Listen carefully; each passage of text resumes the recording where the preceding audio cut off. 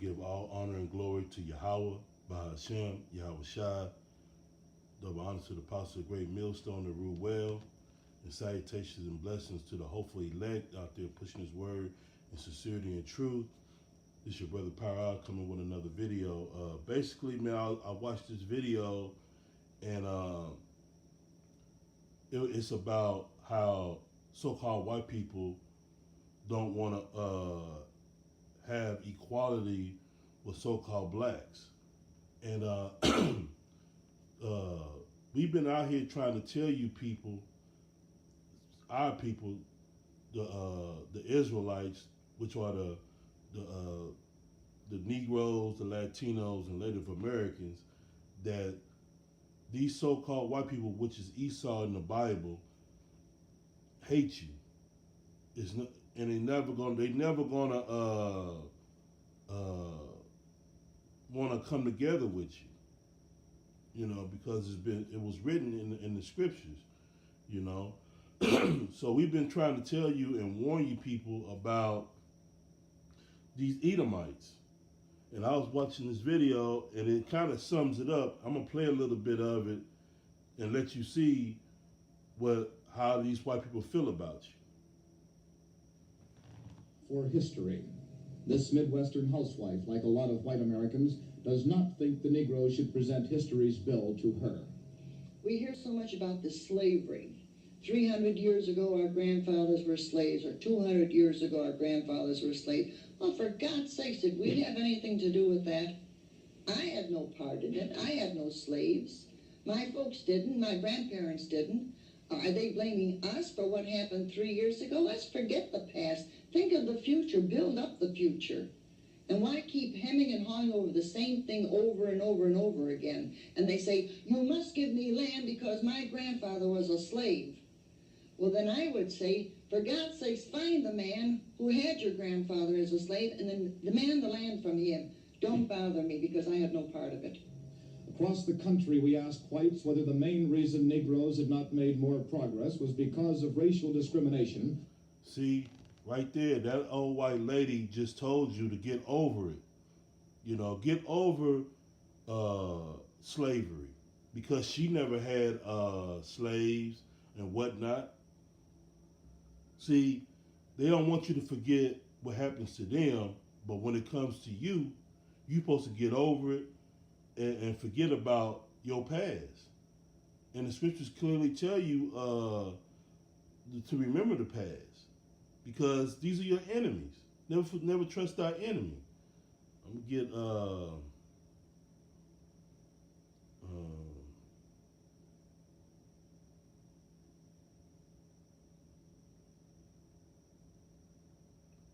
the real reason why these people hate you. This is Genesis 27 and 41. And Esau hated Jacob because of the blessing wherewith his father blessed him. And Esau said in his heart, the days of mourning for my father are at hand. Then I will slay my brother Jacob. See, if you read Genesis 25, it tells you about Jacob and Esau. And it culminates with Jacob getting a blessing from Isaac, our forefather, his father, Jacob. Because the blessing was supposed to go to Esau, but through the Spirit, it says in Genesis 25, it says that the elder was going to serve the younger. So it was already written that Jacob was going to get the blessing. How it played out how it played out, but Jacob got the blessing. So usually the firstborn gets the blessing, but the Lord had it to where the younger got the blessing, and that was Jacob. And Esau, which is the so-called, who is the progenitor of the so-called white race, has been mad ever since. That's why he had this hatred for you. That's why he guns you down in the streets and do all manner of wickedness towards our people. Also to you Latinos and Native American Indians. That's why you stay in the barrios and on the reservations. It's all the same. We all live in the same situation. Now, when I say that, I mean the majority of our people. Yeah, it's some people that Esau have gave money to and gave them some riches, but that's few and far in between of the whole nation as a whole. When we speak as a whole. We don't give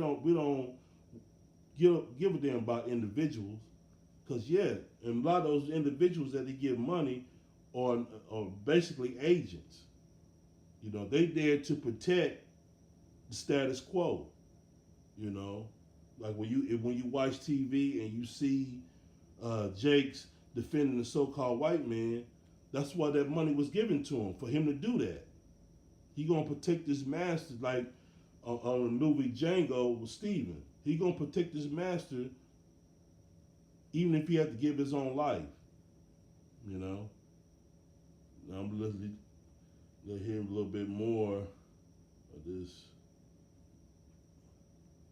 Or because Negroes have not worked hard enough. This lawyer expressed a view we heard most often. We find there is a reluctance upon the part of too many Negroes, particularly among the young, to take the hard and remunerative jobs that must be necessary to earn a living. There is a feeling that for some reason somebody owes them a living. Just about half of whites in our survey said the Negro has not made more progress because he has not worked hard enough. Only 15% blames discrimination. Some had no opinion. I feel that they're basically lazy. When this summer, for example, opportunity was given to them to better themselves in getting as many jobs as possible in various fields of retail, wholesale, and they don't take the full advantage of accepting the responsibility of going out for these jobs. They feel that they're not good enough for them. About half of whites agreed with this woman, that Negroes tend to be lazy more than whites.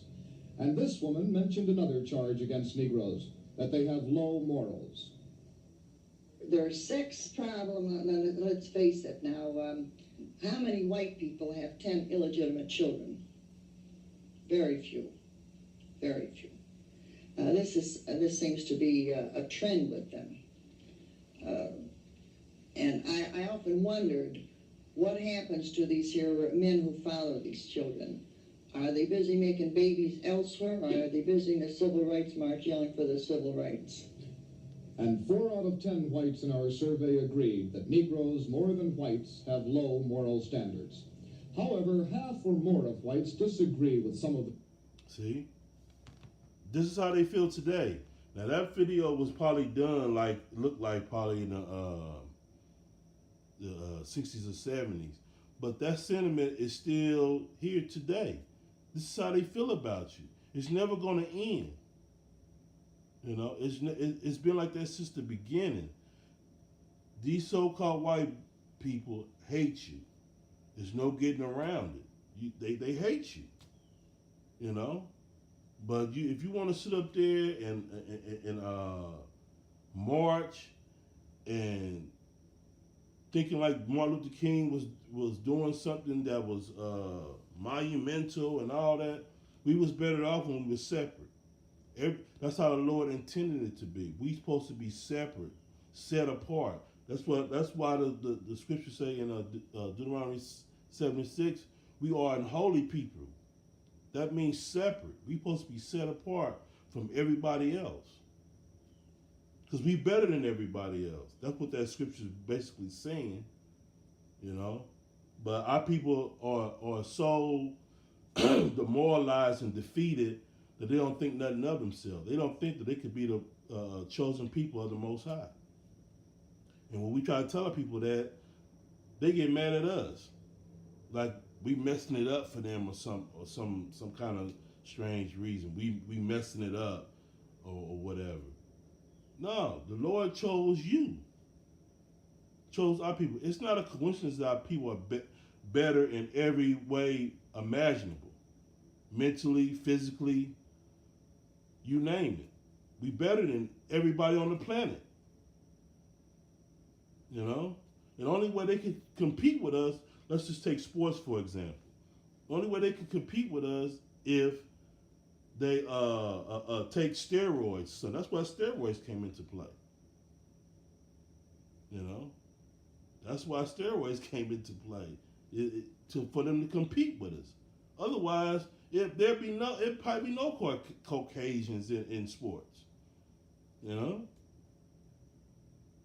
so this video, I hope it was edifying. It was just to illustrate that the so-called white man hates you Israelites, you Negroes, Latinos, and Native Americans. The same way they feel about us, they feel about you Latinos and you Native Americans. You know, I hope that was edifying. This is a quick video on that.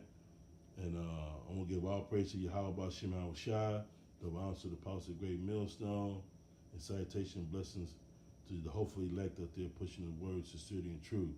And with that, I'm going to say shalom.